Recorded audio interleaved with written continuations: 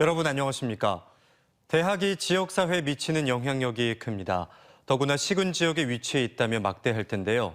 공주대학교 총장 당선인이 예산 캠퍼스를 천안으로 이전하겠다는 공약을 내놔 예산군이 발칵 뒤집혔습니다. 예산군은 지역에서 100여 년을 함께한 캠퍼스를 옮기는 건 안 된다며 공주대에 강하게 반발했고 군민들과 공동 대응하는 것도 검토 중입니다. 강진원 기자입니다. 최근 공주대 총장 선거 과정에서 임경호 당선인은 핵심 공약이라며 캠퍼스 재구조화를 이렇게 언급했습니다.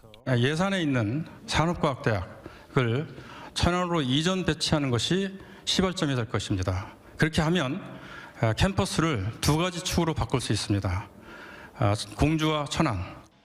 공주대학교는 현재 공주의 본부를, 천안은 공대, 예산은 산업과학대를 두고 있는데 예산 캠퍼스는 15개 학과에서 2천여 명이 재학 중입니다. 임 당선인은 이 같은 구조가 비효율로 이어졌다며 예산 캠퍼스를 천안으로 옮겨 대학의 경쟁력을 높인다는 구상을 제시했고 이런 내용은 선거 공보에도 그대로 담겼습니다. 그러자 예산군이 발칵 뒤집혔습니다. 최재구 군수는 100여 년간 예산군과 애완을 함께해온 캠퍼스가 없어지는 건 있을 수 없다며 당선인에게 해명을 요구했습니다. 예산군은 이와는 별도로 군민들과 함께 대책을 강구하겠다고 밝혀 실력 행사까지 시사했습니다. 캠퍼스를 더 어떻게 보면 더 발전시킬까, 어떤 자금 노력을 대책을 마련해야 해야 되는 게 국립대학의 역할인데 단순히 캠퍼스를 재구조화해서 천안으로 옮기겠다. 이런 행태부터가 잘못된 판단이고 우리 예산 국민을 무시한. 논란이 일자 총장 당선인 측은 예산 캠퍼스 교수의 98%가 이전에 동의해 공약에 반영했다고 배경을 설명했습니다. 또 이전하더라도 일부 학과만 가는 것이며 기존 캠퍼스는 체험 농장과 귀농센터 등 특화된 운영을 할 계획이라는 입장을 내놨습니다. 현재 충남도를 중심으로 예산 캠퍼스에 공공의대를 유치하는 것이 추진 중이어서 총장 당선인의 캠퍼스 이전 계획이 어떤 영향을 미칠지 주목됩니다. 한편 지난해 2월 예산군이 충남대와 외식산업 인재 양성을 위한 업무 협약을 체결하자 공주대가 이에 반발해 캠퍼스 이전론을 들고 나와 논란이 있는 등 예산 캠퍼스 이전은 지역사회의 뜨거운 감자가 되고 있습니다. TJB 강진원입니다. 대전시가 에너지 위기로 어려움을 겪고 있는 지역식품과 공중위생업소 3만 6천여 곳에 20만 원씩 73억 원을 긴급 지원하기로 했습니다. 이장우 대전시장은 에너지 위기 극복을 위한 긴급 지원 대책을 발표하고 음식점 등 소상공인 2만 개소에 2에서 4월까지 3개월분의 도시가스 요금 납부 유예도 추진한다고 밝혔습니다. 20만 원의 에너지 지원금은 일자리경제진흥원, 도시가스 요금 납부 유예는 CNCT 에너지 콜센터에서 신청을 받습니다. 시는 전국 최초로 200억 원의 에너지 경영 안정자금도 마련해 중소기업에 5천만 원까지 대출과 또 2.25% 이자를 보전해주기로 했습니다. 기초생활수급자 3만 2천여 가구에는 추가 지원금 13만 원을, 지원 대상에서 빠졌던 기초생활수급자와 차상위 계층에도 난방비 10만 원씩을 지원하기로 했습니다. 아울러 5월 인상 예정이었던 상하수도 요금 인상 시기를 7월로 연기했습니다. 요즘 노인들의 도시철도와 버스 무료 승차를 놓고 논란이 이어지고 있고 대전은 70세 이상 버스 무료 승차를 발표하기도 했는데요. 세종시가 전국 최초로 시내버스 요금을 연령에 관계없이 전면 무료화하겠다고 밝혔습니다. 당장은 아니고 2년 뒤인 2025년부터인데 광역자치단체가 도심교통요금 전면 무료화를 추진한 건 처음입니다. 장석영 기자입니다. 세종지역도로는 설계 당시부터 좁고 넓힐 수 없는 구조로 출퇴근 시간 교통 정체가 심각합니다. 여기에 5, 6 생활권까지 입주하게 되면 교통 상황은 더욱 악화될 게 뻔합니다. 반면 세종시의 대중교통 수송 분담률은 전국 광역시 평균 15%의 절반 수준인 7%에 그치고 있습니다. 세종시는 교통 문제를 해결할 방법은 시내버스 무료화로 대중교통 분담률을 높이는 방법밖에 없다며 2025년 시내버스 요금 전면 무료화를 추진하기로 했습니다. 그동안 일부 지자체가 어린이와 노인 등을 대상으로 시내버스 무료화를 시행하긴 했지만 연령에 제한을 두지 않은 전면 무료화는 세종시가 처음입니다. 연도별로 단계적 도입이 아닌 전면 시내버스 무료화가 추진됐는데 세종시 시내 구간만이 해당되며 시외 구간이나 대전 세종 BRT 등은 무료화 제외가 검토되고 있습니다. 최민호 세종시장은 실제 프랑스와 미국 등 해외 96곳에서 이미 시행 중으로 대중교통 이용자가 늘어난 것은 물론 경제활동 인구의 활동량이 증가해 지역경제 활성화 효과도 확실했다고 밝혔습니다. 포퓰리즘 아니냐, 무슨 복지대책 아니냐 이렇게 생각하시는 분이 많아요. 저는 절대로 이 복지대책으로 이걸 추진하고 싶은 생각이 없습니다. 저는 이것은 교통대책이고 에너지대책이고요, 환경대책이라고 보고 있어요. 또 버스 노선 전면 재개편과 버스 운행 대수를 현재 310대에서 42대 증차한 352대로 늘리고 승강장마다 자전거 거치대를 구축해 이동의 편의성을 높이기로 했습니다. 이와 함께 승용차 이용을 억제하기 위해 공영주차장 요금을 인상하고 공공청사 주차 요금을 부과하는 등 대책도 마련하기로 했습니다. 다만 시내버스 무료화에 따른 추가 예산은 부담이 될 전망입니다. 세종시는 연간 180억 원 정도가 더 들면 시내버스 무료 이용이 가능하다는 입장이지만 시내버스 추가 도입 예산 등은 여기에 포함되지 않은 걸로 알려졌습니다. 세종시는 다음 달 초 용역 결과가 나오는 만큼 그 결과에 따라 구체적인 시행 시기와 지원 방법 등을 결정하기로 했습니다. TJB 장석영입니다. 충남도가 추진 중인 산하 공공기관 통폐합이 도의회를 통과해 최종 확정됐습니다. 충남도의회는 본회의를 열고 공공기관 통폐합과 산하기관장 임기를 도지사 임기와 일치시키는 등의 내용을 담은 경영 효율화 관련 조례안 5개를 모두 원안대로 가결했습니다. 이에 따라 문화재단과 관광재단, 백제문화재단이 문화관광재단으로 통합하는 등 25개 충남도 산하기관이 18개로 조정됐고 5개 통합기관의 본원은 올해 안에 내포 신도시로 이전하게 됩니다. 다음 달 8일 당 지도부를 선출하는 국민의힘이 대전에서 충청권 합동 연설회를 열었습니다. 중원을 잡아야 승기를 잡는다고 하죠. 후보들은 최근 늘어난 충청권 당원들을 의식한 듯 저마다 충청권의 공약들을 약속하며 지역의 민심을 호소했습니다. 김철진 기자입니다. 피켓을 들고 후보들의 이름을 외치는 지지자들로 체육관이 가득 찼습니다. 국민의힘 전당대회를 보름 앞두고 당대표와 최고위원 후보들의 충청권 합동 연설회가 대전에서 열렸습니다.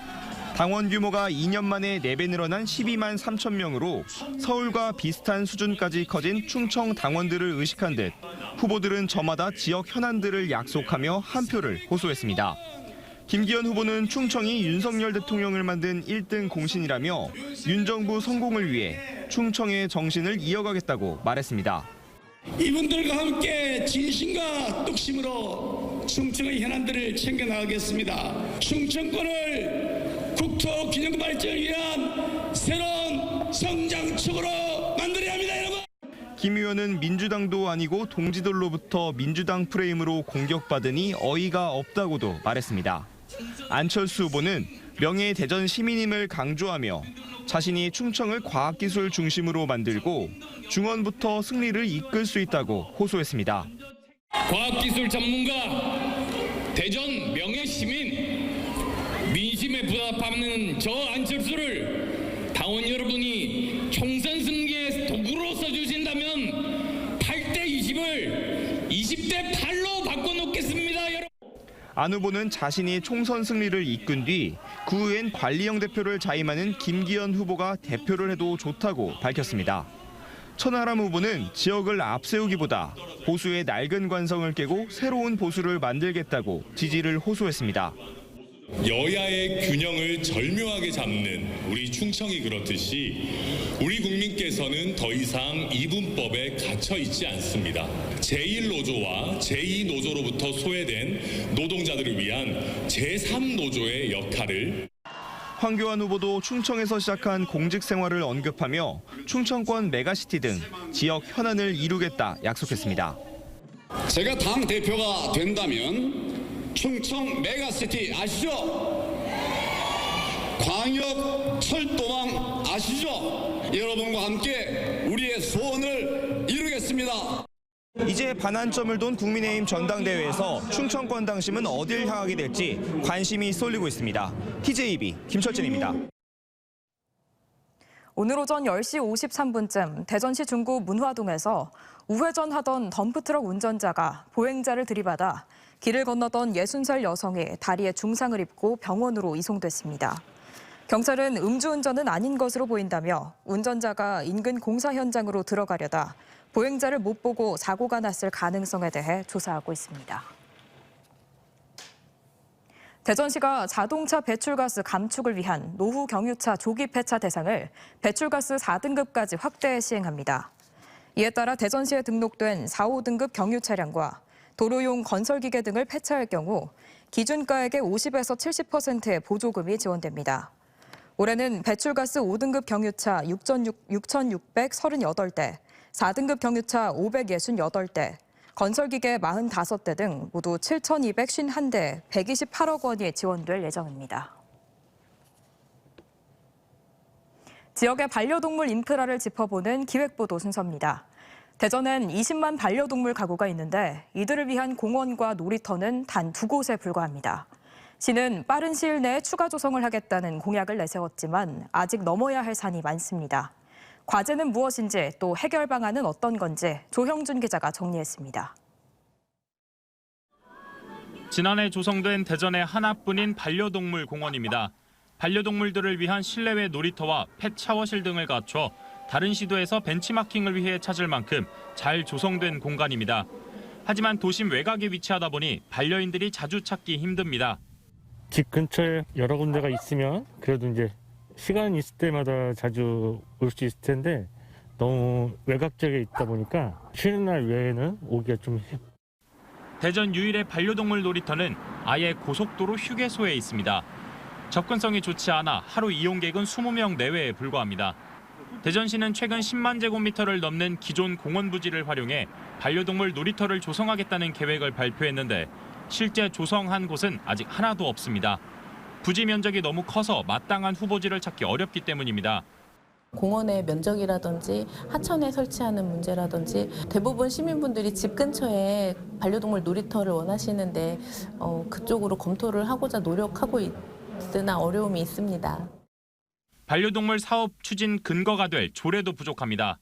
대전에선 지난해에서야 조례가 만들어졌지만 반려동물 공원 운영 시간이나 휴무일 등만이 담겼습니다. 부산엔 관련 산업 육성과 지원에 관한 조례는 물론 장묘 시설 설치 조례도 있어 법적 근거를 구체화했습니다. 반려동물 인구가 늘고 하니까 반려동물 놀이터라든지 장묘시설 이런 인프라를 좀 구축하는 추진 동력을 좀 확보하기 위해서 좀 조례를 세부적으로 이렇게 제정하게 됐어요. 대전시 민선 8기 핵심 공약 중 하나는 선진형 반려동물 문화 조성입니다. 대전시 동물 친화 도시를 표방하고 있는 만큼 인프라 확충과 함께 제도 개선 등이 필요하다는 목소리가 나오고 있습니다. TJB 조형준입니다. 20여 년간 방치된 충남방적 폐공장이 철거되고 농촌 활력시설이 새로 들어섭니다. 예산군은 농림축산식품부가 추진하는 농촌공간 정비 사업에 지난 2001년 문을 닫은 뒤 22년간 방치된 옛 충남방적 폐공장 활용 방안이 선정됨에 따라 오는 2027년까지 국비를 포함해 396억 원을 투입하기로 했습니다. 기존 공간 철거는 올해 예산군이 해당 부지를 사들인 뒤 이루어지며 추후 활용 방안은 용역과 주민 의견 수렴 등을 통해 결정됩니다. 대전 하나시티즌이 아제르바이잔 국가대표 출신 왼발잡이 중앙수비수 안톤 크리보추크를 영입했습니다. 만 24살인 안톤은 186cm에 76kg의 탄탄한 체격을 가졌고 지난 시즌까지 폴란드 1부 리그 비슬라플록에서 뛰었으며 아제르바이잔 국가대표로 A매치 27경기에 출전했습니다. 생후 40여일 된 아들을 살해한 혐의로 기소된 친모 25살 A씨에게 선고된 징역 15년의 형이 확정됐습니다. A씨는 지난해 5월 태어난 지 44일 된 아들이 울음을 멈추지 않는다는 이유로 아이의 몸을 눌러 살해한 혐의로 재판에 넘겨졌고 1심과 2심에서 징역 15년이 선고됐으며 양측 모두 상고장을 제출하지 않아 형이 확정됐습니다. 대전지검 형사 3부는 국민은행 권총 강도살인 사건의 피고인 이승만과 이정학이 무기징역과 징역 20년형을 받은 1심 판결에 대해 선고형이 낮다며 항소했습니다.